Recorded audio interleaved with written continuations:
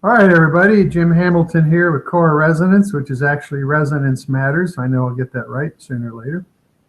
Do a call every, let's say, Tuesday. Right now it's 7 o'clock on the East Coast. Normally these calls are established by Pacific time, but we've got Keita joining us in just a minute. My company, Core Resonance, is about advancing consciousness and the importance consciousness plays in how we turn the planet around. In other words, resistance is a huge component of reality creating on this planet. And in resistance, we tend to do all the dumb stuff. In resistance, we miss the subtleties of what's going on. In resistance, we miss insight from the cosmos, insight from creativity, our inner dialogue.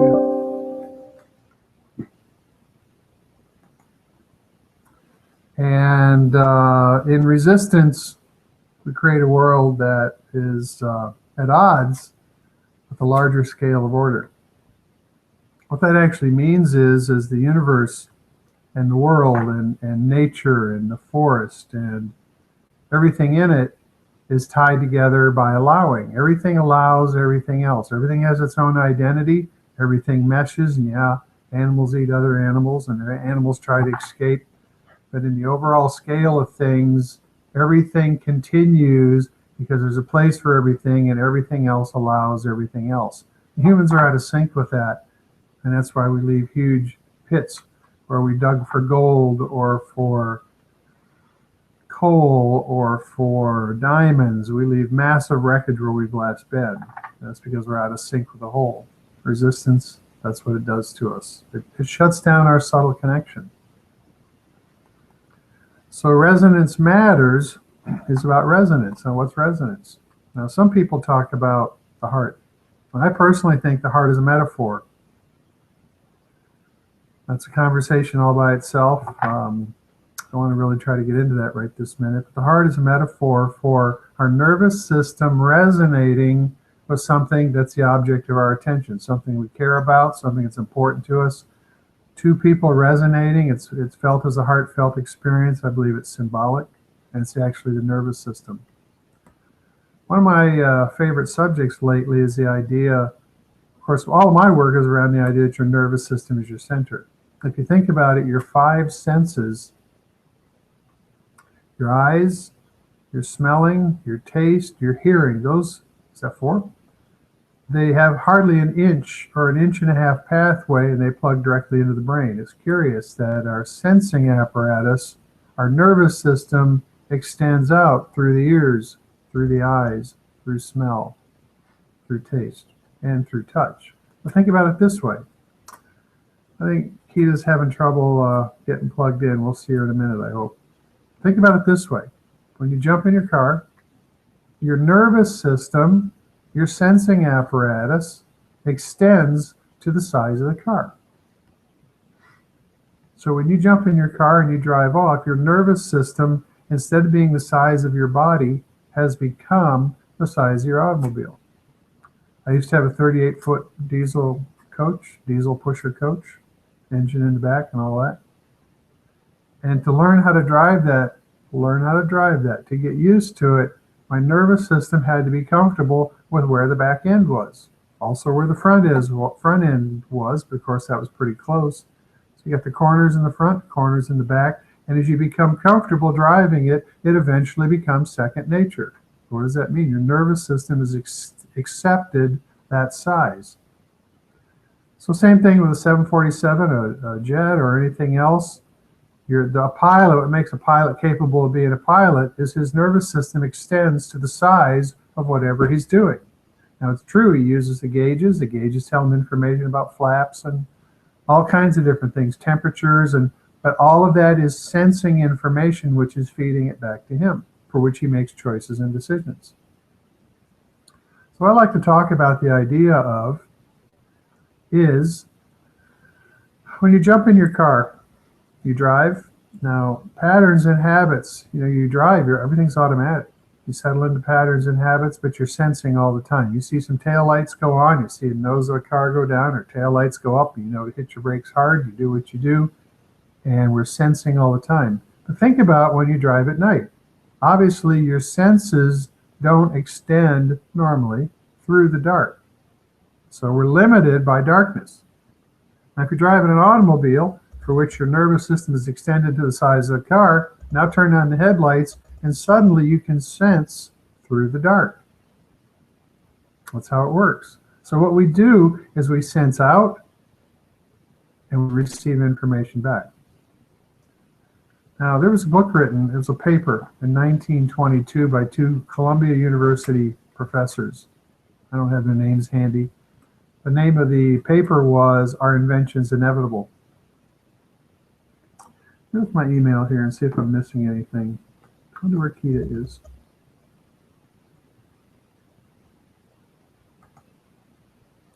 And they wrote this paper. And it was called, okay, Are Inventions Inevitable? It had a subtitle, I don't remember it offhand. And what that paper did, what those two professors did, is they looked at 400 or 500 years of history.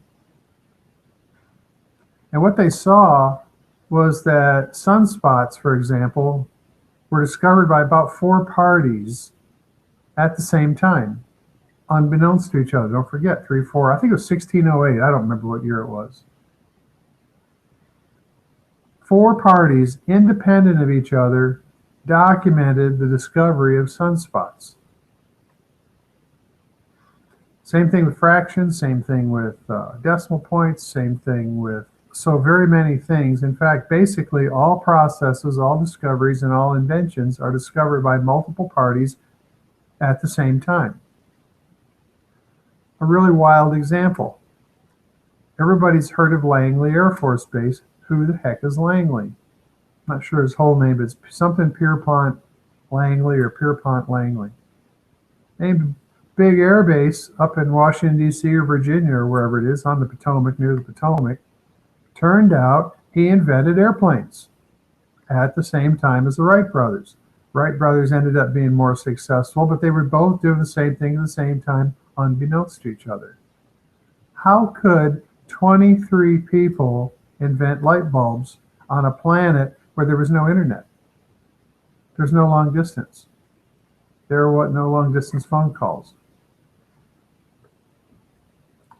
People were isolated, they had insights, and the people that grounded these insights became inventors and discoverers, and it turned out they weren't the only one.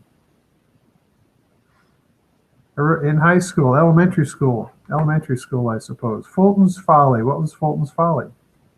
Guy wanted to make a steamboat, paddle wheel steamboat. And I guess he tried and they called it Fulton's Folly. Turned out 5 people, independent of each other, not everybody down the street, around the planet, invented the steamboat at the same time. They all had the same idea. Where did it come from? Now, if you know anything about kinesiology or muscle testing, or better, dowsing will teach you that everything that's known or ever will be known is in the universe. Your nervous system is your connection, and you can use dowsing to get yes or no answers. And my point is, well, you use your nervous system. The more refined your nervous system, the better answers you get. The more neutral you are, the better answers you get. And the point is that everything that's known or ever will be known is out there, and we receive. So what was I talking about at the very beginning? There she is. Hi and there she is, our hero. How you doing? Good. Good. Are you there, Keita? I am. Can't hear you. Oh, no. Can't hear you. I wonder what that's all about.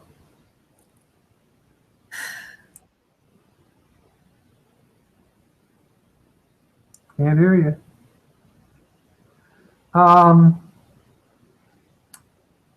Because I can Let hear me look at my, well, I know my sound stuff works because it's been working. It's been doing all kinds of noises. Let me see real quick. Do you want me to try to come back? I've had sounds just 2 minutes ago. Yeah. Uh, I wonder what's going on. We had a little bit of problem last time. Bum, bum, bum, bum, bum. let me Can you switch hear off. me? Yes. Yes. You can hear me? So keep talking. Keep talking. Let's see here. I'm going to go off and try again, okay? But she logged off, so she'll log back on. I certainly forgot what I was talking about. Something about what? I know it's talking about our nervous system being our center. I was talking about light bulbs and Fulton's folly, and the point is that our nervous system is our center. We receive, but when we're noisy, when our nervous system is in a ruckus, when we're in resistance, see, resistance takes a lot of action. In fact, a single act of resistance can put you in jail for a couple of years, right? One silly remark cost you a divorce. Resistance is a lot of noise. Okay. Are you there? Yes. You can't So, hear me? so I can see your volume moving. You have a green light by your picture. Yeah. I'm going to go into my sound. I don't know how it would make a difference.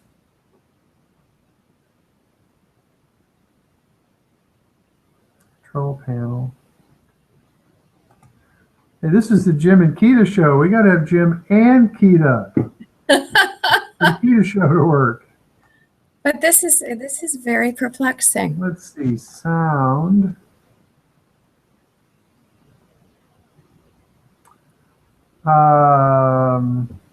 This is dangerous to add. Make set as a default device. Now, see, that was.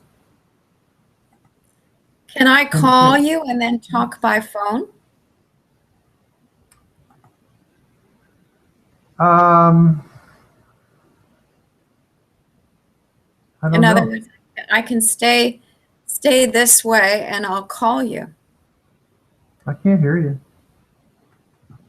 Phone? Oh, Why don't I do that? okay. I'm going to call you.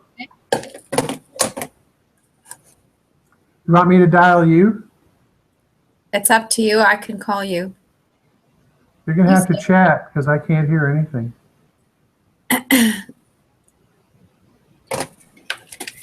All right.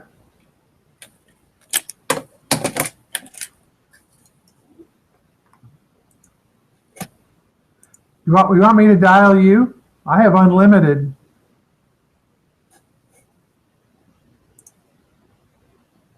Okay. All right, everybody, hold on for just a second here.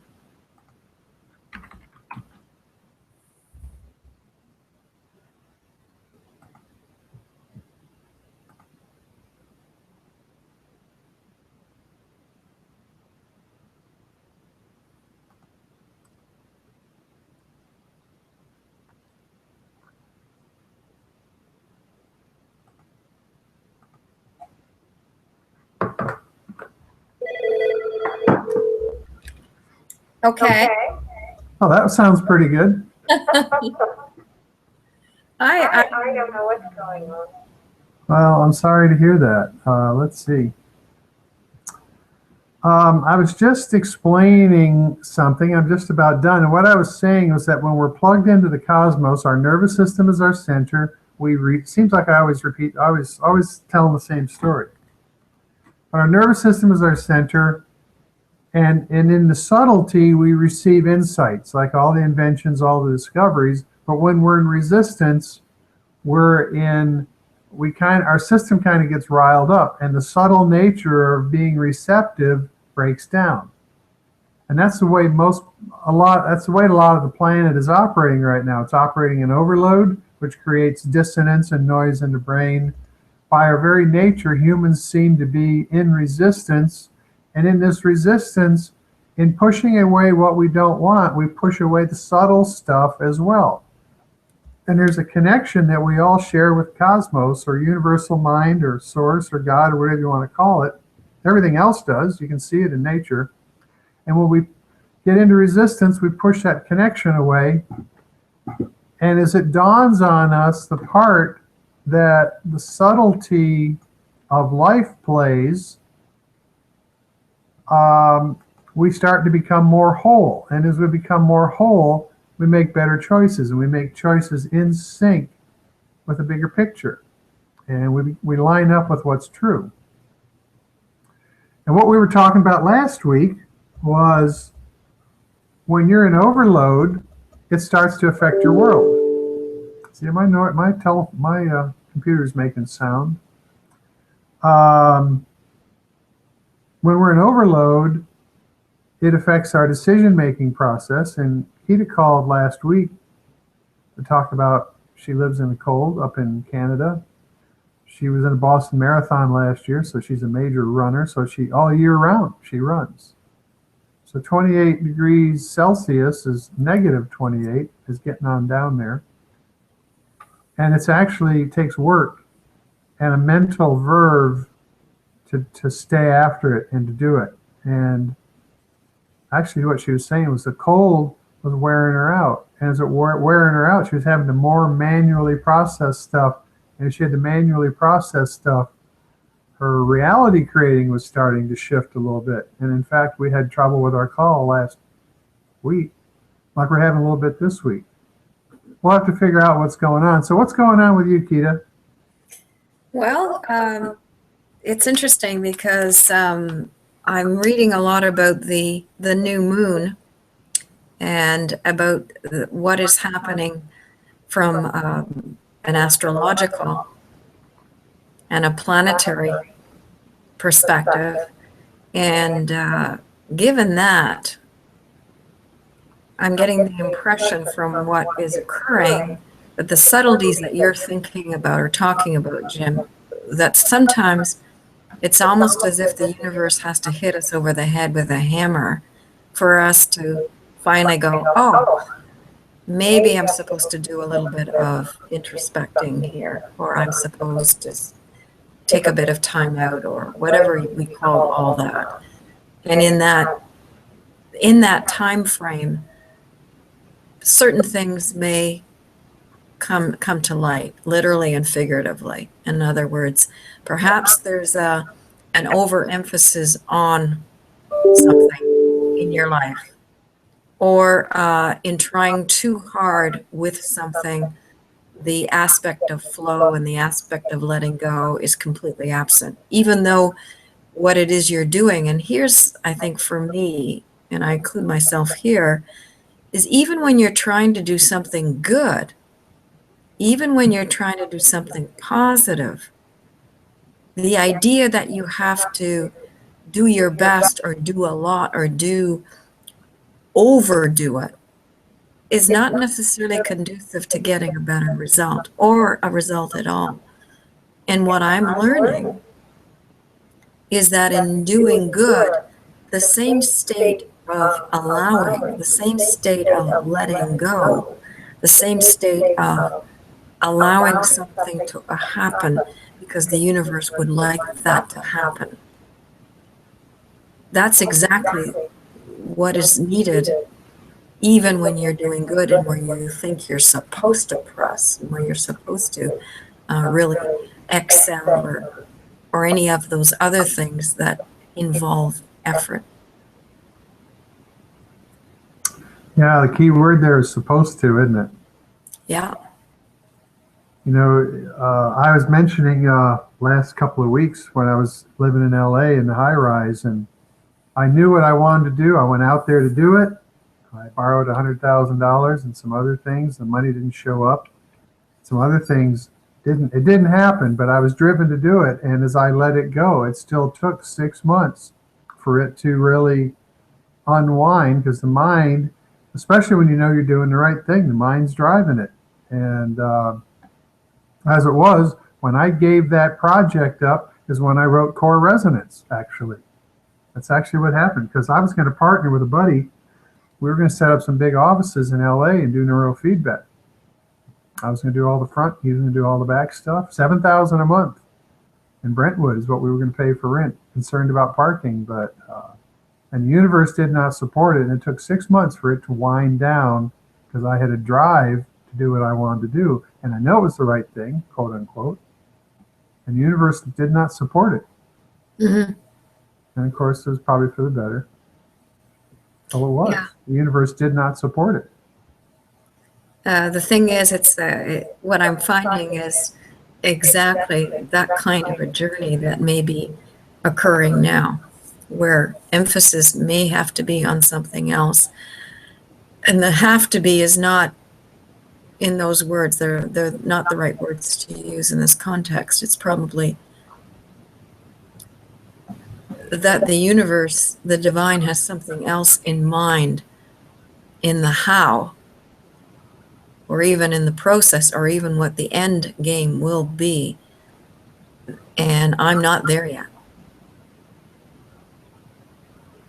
Best laid plans of mice and men. I wonder why they talk about mice. Exactly. Scary, scary, scary. Yeah. Look busy.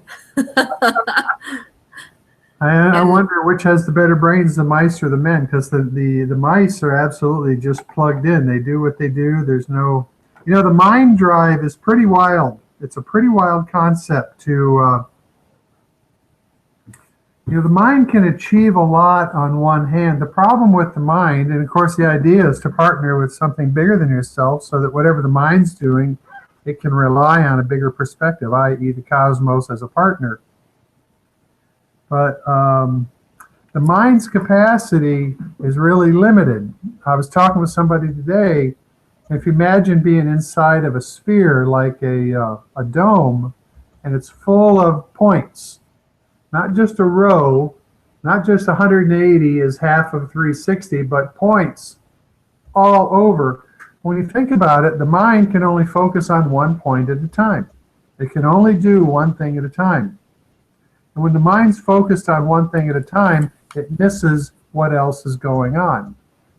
And so when we work in what I call, not in generalities, but we work with intention, where we work broader, we allow, frankly, the difference between intention and focus is driven by the mind. It's single focus. There's efforting behind it. And in that efforting, we miss other hints and insights. And when you work in generalities, let me try that again. When you work with intention, you're working more broadly. It's a much wider bandwidth. And what happens is you have better access to innate intelligence partnering with you. And in that better venue for innate intelligence to partner with you, you have better outcomes. Now, I have, no idea what's going on with it sounds like your project is stalled a little bit. And certainly, I'm sure you could somehow or another crowbar it through, but that isn't the answer, is it? No. No, it's a very interesting time, because for all intents and purposes, the fluidity of it has been spectacular. And then there's been, and I don't know again if there's mixed intentions entering, whether my own ego is entering the picture, and this is in my own way a great admission, because if ego is entering the picture, then I have to bow out. In other words, the aspect of what the end is should be more important than what or who I am. And I'm acknowledging that.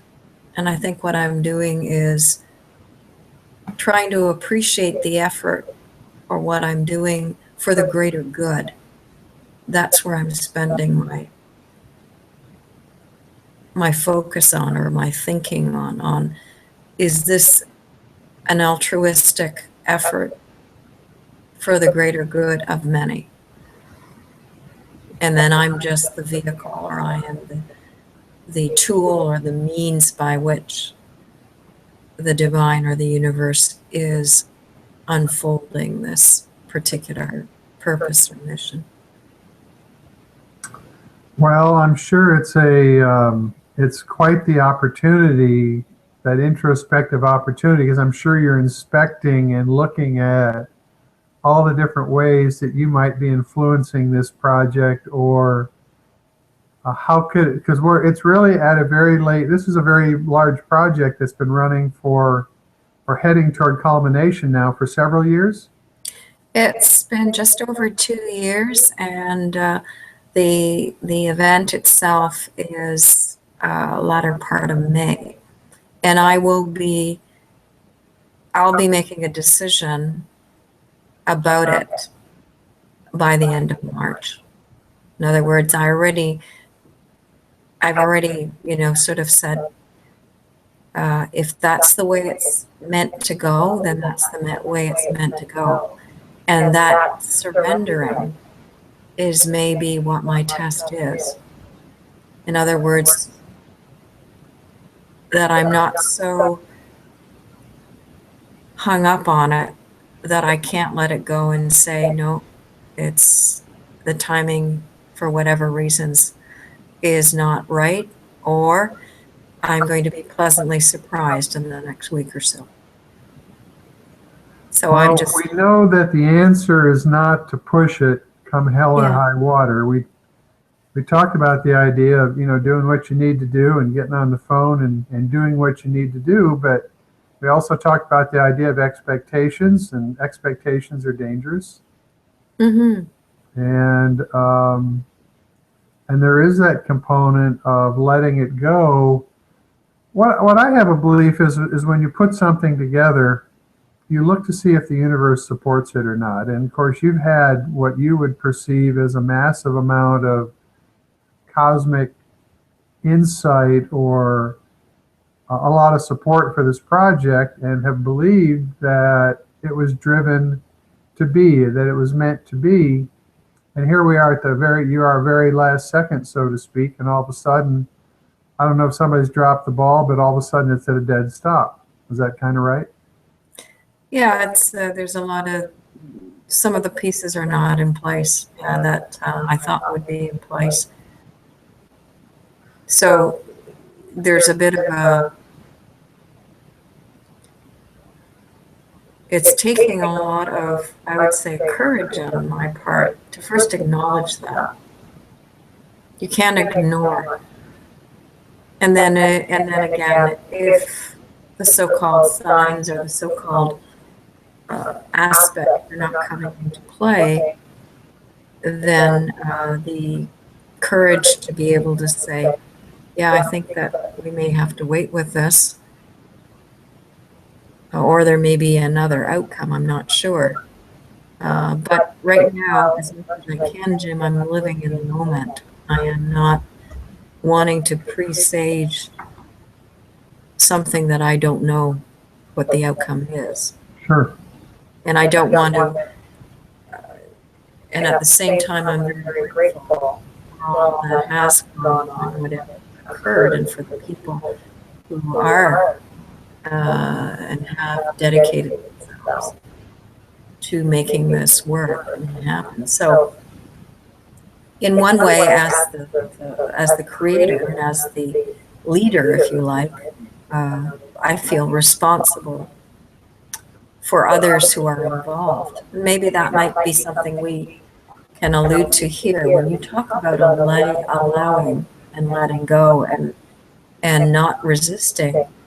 When you are in a position of responsibility and leadership, it's an interesting dynamic, because you personally may be ready to change tact, but those who are relying on your direction and are believing may find it far more difficult to accept a change in direction. And that's where I think it's very difficult and probably the most challenging situation to be a leader or to be someone who is providing the guidance. Well, it turns out nothing like this has ever happened on the planet before, and you're going to be the first one to go through it, so we're going to want to know how it goes. Never happened before.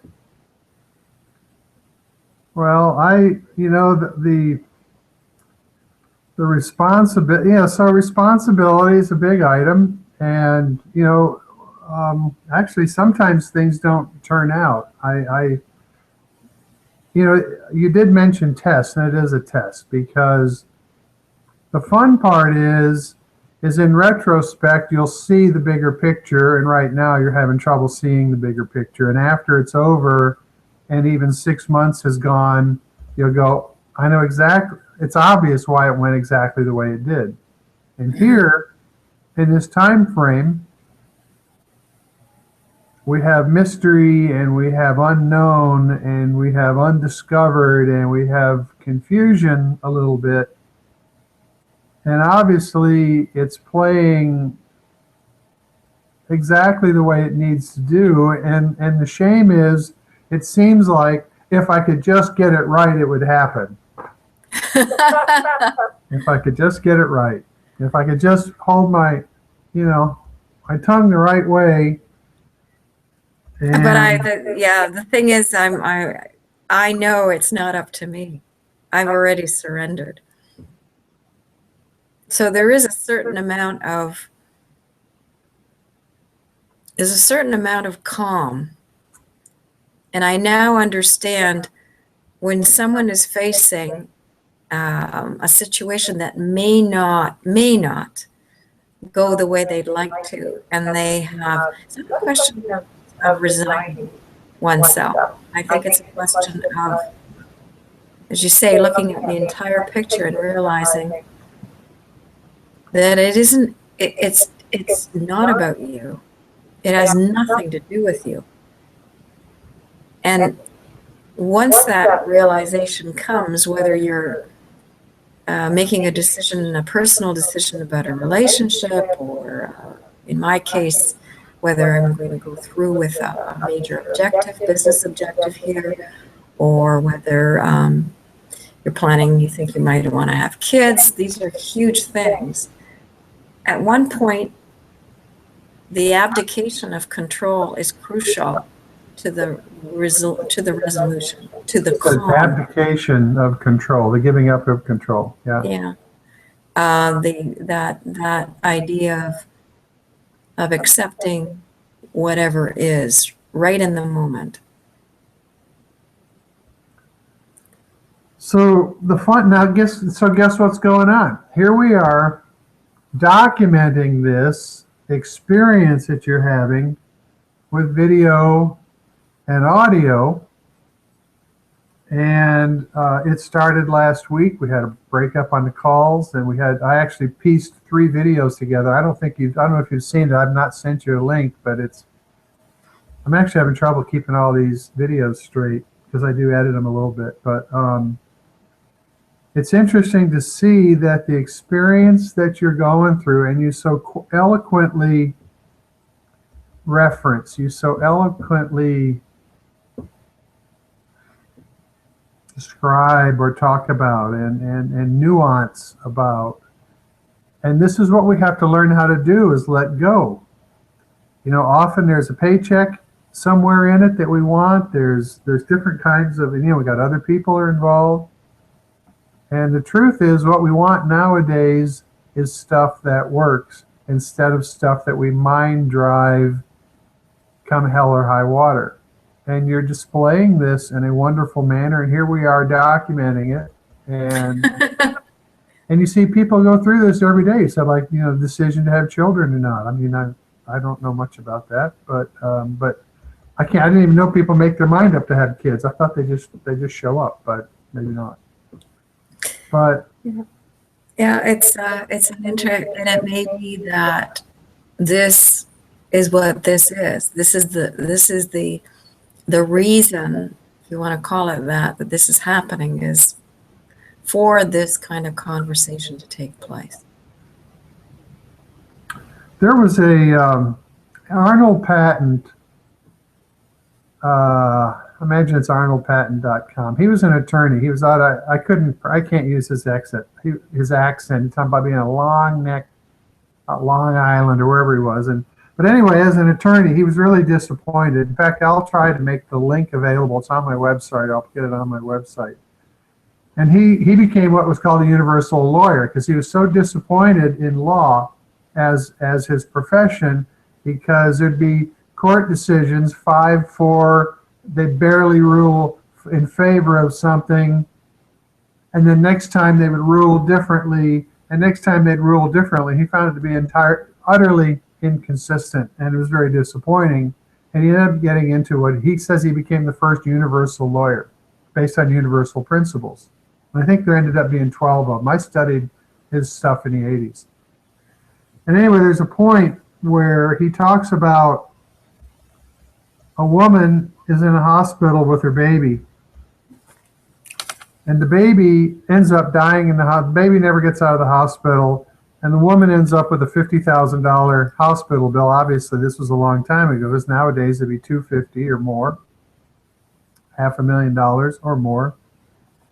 And there's 2 points here. One was that she got an envelope, and of course she was devastated by the death of the child and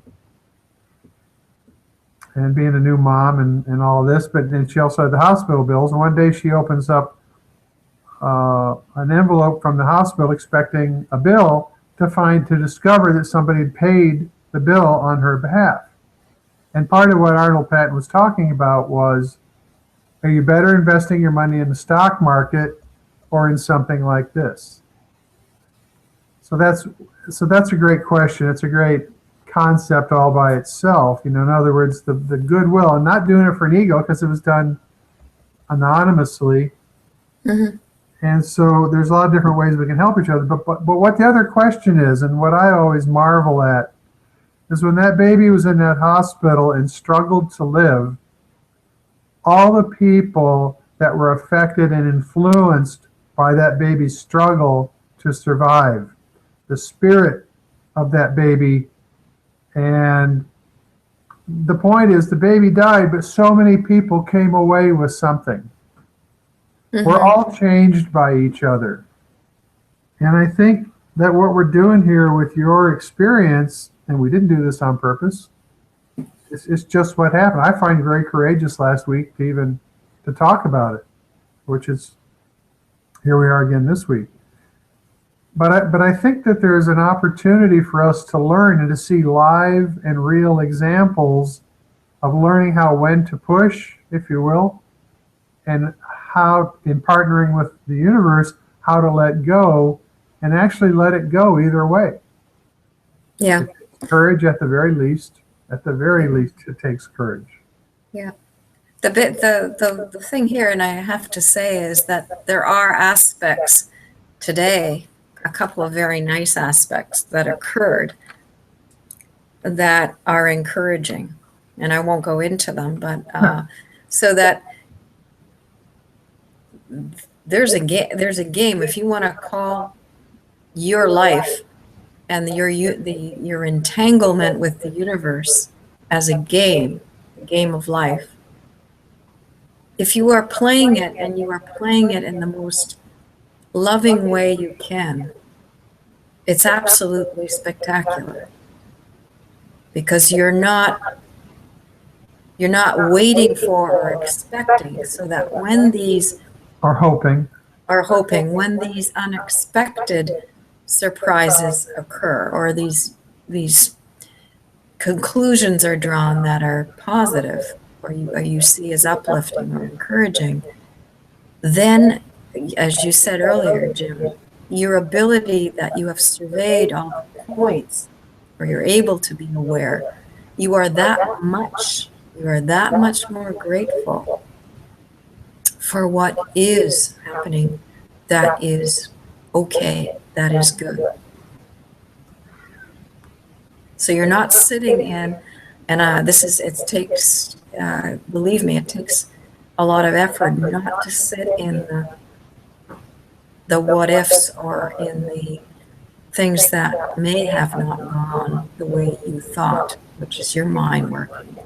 It takes, Or if you had just done this differently, or if you had yeah, just done that last week, yeah, if you had just I try very hard, and I don't dwell there anymore. The aspect of just leaving yourself open, and that's literally keeping your mind free of those kind of thoughts, takes as much self-discipline, if you like, and a sense of belief and faith as it would to go out and run, in minus 28 or whatever it was. So in that respect, my running's coming in handy. And by the way, it is warmer. It's much warmer today. well, we have a bit of a cool spell. I don't know, 75. But we've been getting toward 90 here. Of course, Oh that's my goodness. Fahrenheit, but it's cooled off a little bit. Yeah. So courage is a big item. Being open. Well, first off, it takes courage to be open to letting it turn out how it does, and where some people would say it's just haphazard. There's a number of us, and more, who, in partnering with innate intelligence, we're looking for that relationship, and we're looking for it to, when I say take the lead, to carry its part. Because we've already tried driving it on our own, for which, oh yeah, we're successful. And then we do our next adventure, and then we lose our house. It's like we're driven on our own, and it doesn't seem to work. I mean, there's so many different ways you can look at how the world works, driven by the mind of man, and we have massive failures isn't the word I want, but incongruencies and distortions, and some people think that's okay, but when you look at the world of nature, there's an order that all of it shares, and I think there's a number of us that want to get back in sync with this larger order. So here you are trying to drive a project, or it's a project that you're the founder of. It's gotten big, and it's at the final drop of moving to the next actual phase of it actually running. And here you are reliant on something quote unquote out of your control. And for it to be all it can be, it has to be out of your control anyway. You want to be the method by which it comes through you, and a mechanism for it, rather than drive.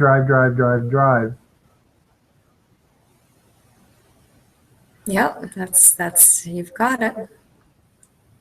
So the way I started out the hour was talking about resistance. And in resistance,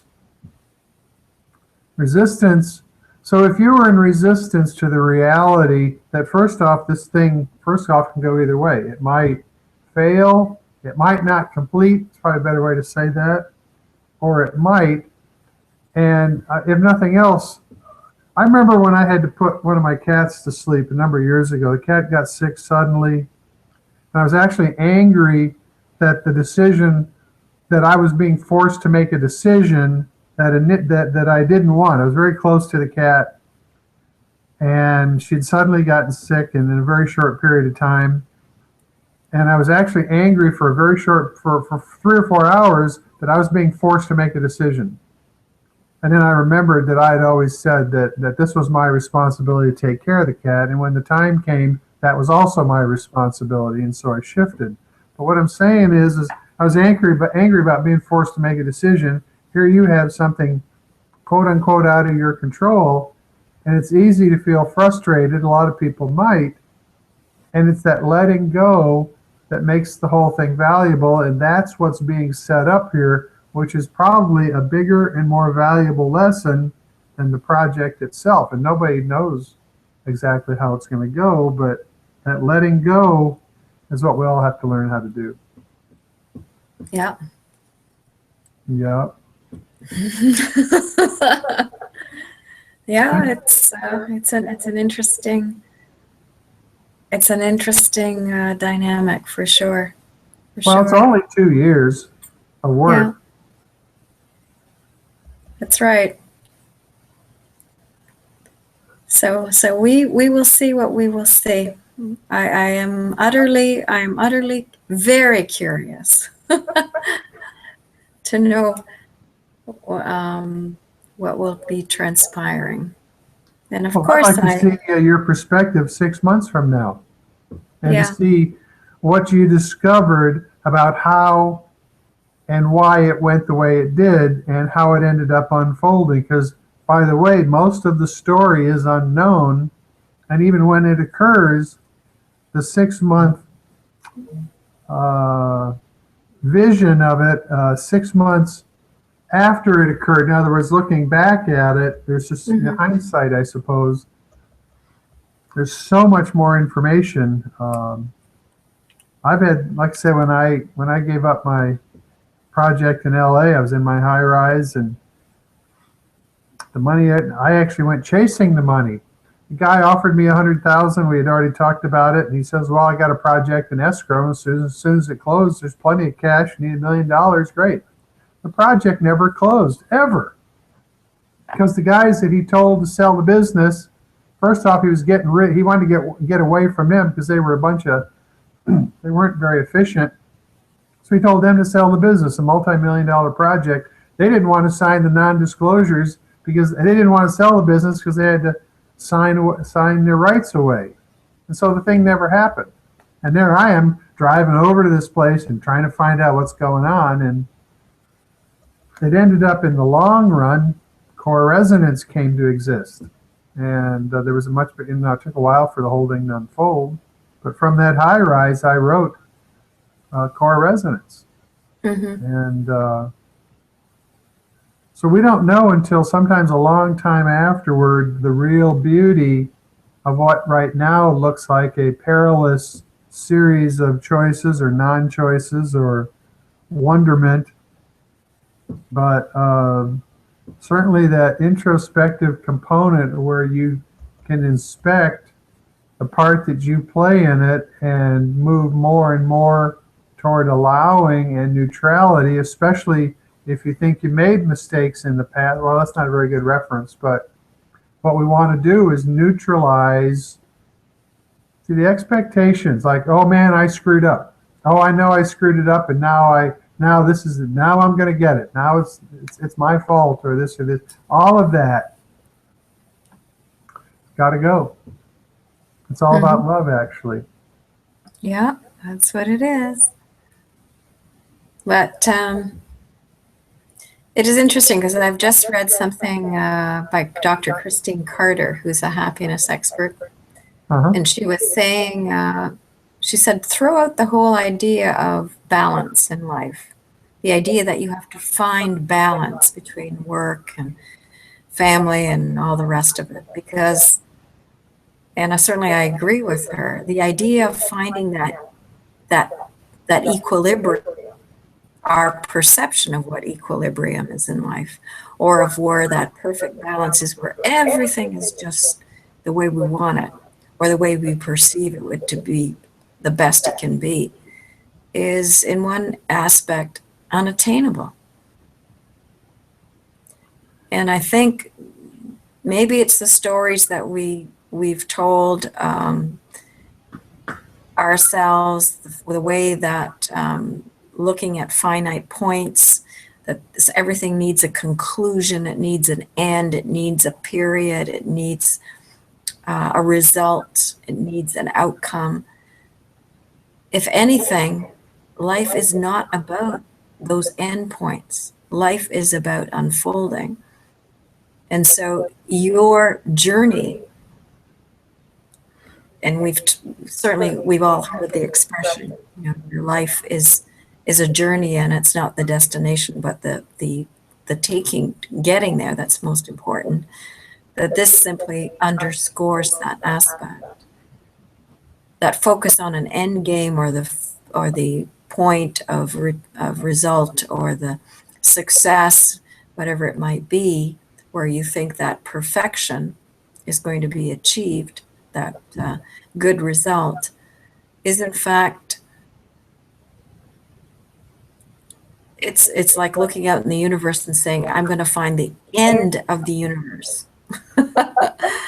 Because before you get to the end of the universe, you have the ability and capability of negotiating the entire breadth of the universe. And how long is that going to take? Well, that's going to take all your soul's life. And then some. Yeah, actually the last, the end result, it's like, I think that when you build a home, all the fun, all the magic is the magazines and looking at different layouts and picking an architect and all the juices that flow into the project. And when the project is done, okay, you got a house, but guess what? It's done. It turns out the fun part wasn't having the house, because you've imagined what that's all like. But when you're actually building the house and all the creative juices and all, just like you've been doing for 2 years, the journey might be a lot more interesting than the end. Yeah. By the way, we have an expectation of what the end looks like. And maybe there's the shortcoming. Mm-hmm. Because there is an expectation right there. The end is the expectation. And isn't that the way with people, human beings, that we insist on looking on an end? We need to know. And I mean that in the most loving way. Our need to know is sometimes the hurdle rather than the good result. Well, I wish you handy. I'd give you a big old hug. I offered you $100 hug last time. I want to see if I don't know what's bigger than that, but $100 is pretty good. I won't say no to $100. $100 hug, huh? Yeah. So there we are. Anyway, how in terms of what we've been talking about during this session, can you equate any of this, Jim, to what you've experienced in the last week? Perhaps there was a heightened awareness because of what was discussed last Tuesday. Well, not exactly, but I can tell you what's going on in my life, and there is a parallel. Mm-hmm. I'm dropping out of things. I just resigned from the Scottsdale Philharmonic as a volunteer. I didn't finish the season. I started in the middle of the season last year, and I resigned. Not a big deal. It's not a paid thing. It's not like the world comes to an end. But it didn't really satisfy me. It wasn't feeding me like I thought it might, and so I stopped. And there's some other things that are going on that I'm not doing any longer because they're not serving me. I've been down here a year, and I've settled into some things, and I'm discovering, this isn't exactly right. And so I'm stepping back. I'm not forging ahead. And what happens is I drop things that aren't really a match, new things show up. And I've got a lot of that going on right now. I'm actually quite pleased because I noticed that coming down here, I'm in Scottsdale compared to Sedona, where I was for so very long, that it's not so much I came down with expectations, but I came down and I settled into routines. And as I settle into them, I look at some of them and I go, well, this doesn't really feed me like I thought it might. It was exciting, and initially it was interesting. I wouldn't say I've outgrown it, but it's not a match. So I'm letting things go that aren't a match. And I can tell you there's things always there next to fill in. And I think that's kind of how I would relate to this. Besides the fact we've got an eclipse going on like today. Mm-hmm. Eclipses are a big deal. I think it's the 8th. What's today? It is the 8th, yeah. Yeah, there's and where are we in? We're in a new moon also? Yeah. It's a double whammy. Yeah. New one. For people aren't familiar, astrology, I'm not sure that astrology is so much about foretelling the future and predicting and this and that, but I might have mentioned I've spent a couple of years in presence, and in presence, no resistance, no time, just kind of this very interesting state of allowing. I mean, I was making big money. I had a house on the golf course, all kinds of stuff, but what I noticed was that when certain things would happen, I could feel the turbulence of the planets kind of bumping into each other, and being in presence, it really kind of rocked me around a little bit. And then, and of course, you allow, but they show up like little storms. Mm-hmm. And I discovered that astrology maps these storms, and so you have these little periods of vortices that. Anyway, the point is, we're awash in frequencies, we're awash in harmonics, and the universe is alive. There's tones, there's all kinds of things, and we are the recipients of that. And so we learn how to surf this stuff and kind of pop out the other end. And so I'm quite pleased. I have a lot of stuff falling away right now, but I'm finding my way. Mm-hmm. And what I initially settled into, I'm letting a lot of it drop. Mm-hmm. And I'm getting a kick out of it. I'm rising up is what I'm doing. That's exactly what's going on. Letting things go, and newer things, better things are coming in. Yeah. It seems to happen naturally. Yeah, you're creating that space. Yeah. Now we just got to figure out why your computer's not talking. I don't know, because I'll have to try. What I'm going to do is maybe do another type of call like this, and see if there's anything that's technically wrong. You know what you can do? You can go on Skype, get your Skype video working, and do a test on Skype, mm-hmm. and see if the audio is working. Yeah, I'll do that right when we get off the phone here. Mm-hmm. I think I'm going to do that to see, because it is peculiar. But I'm not surprised by anything that's peculiar these days. It's just, oh, okay. Yeah, so a real interesting idea real quick. I know it's about time. Uh-huh. When we strive for things that don't come easy, just as an analogy, it's kind of like our spirit kicks in, and we kind of, in the difficulty, in the striving, we kind of build new patterns and habits. We get clear about what we want. And I think it's in the, I don't want to say chaos, but in the striving of the contrast of competing with what's going on and what we want. And it's just like the baby in the hospital was driven to live. There was that spirit. And so when we have these curveballs, it helps us refine our nature. It helps us, and in this particular case, we're not striving for things. Well, we are. We're striving for allowing in a pretty good size auditorium, in a pretty good size situation. And so what's happening is this concept of allowing is being more deeply driven into your bones. And that's actually what's going on.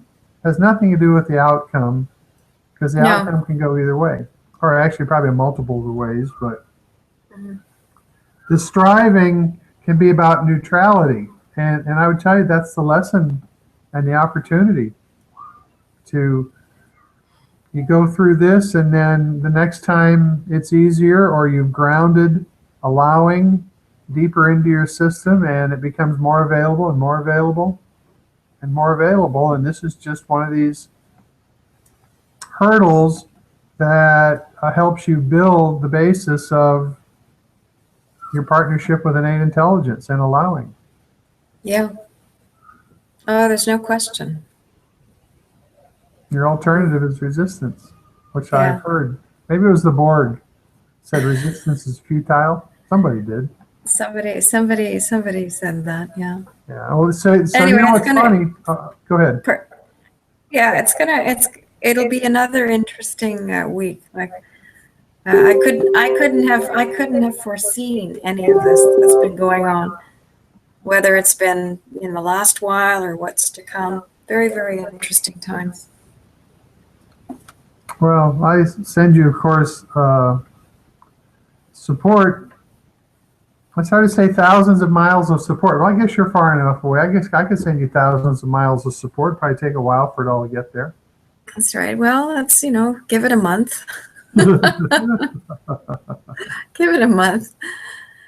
Like what you can do is not all at once, Jim. You can just sort of part and parcel it a little bit now, a little bit more in 3 days. That would work. Thousands of miles of support. Support. It's like a train. It'll be a while for all of it to get there. Yeah. Good. I'm glad. All right. Well, good talking, even if it again took a bit. And I will look at Skype because and see if there's the same challenges coming up there. Well, if you want some help sorting it out later, let me know. Okay. Boy, we're like rocket science, 601 on this end. Anyway, you have a good week, and we'll talk whenever.